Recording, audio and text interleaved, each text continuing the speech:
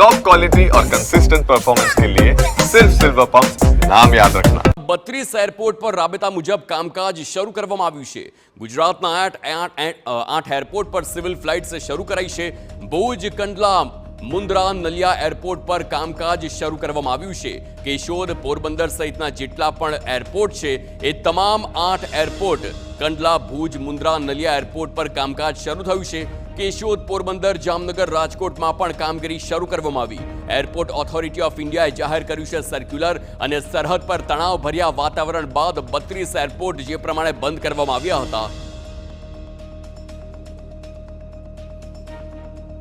તો જે પ્રમાણે હાલ દેશના 32 એરપોર્ટ પર રાબેતા મુજબ કામકાજ શરૂ કરાયું છે। યુદ્ધની સ્થિતિને લઈ 15 મે સુધી બંધ કરાયું હતું એરપોર્ટ અને સીઝફાયર બાદ 2 દિવસ પહેલા બંધ એરપોર્ટ હવે શરૂ કરવામાં આવ્યા છે। મુસાફરોને એરલાઇન્સનો સંપર્ક કરવા પણ સૂચના આપવામાં આવી છે।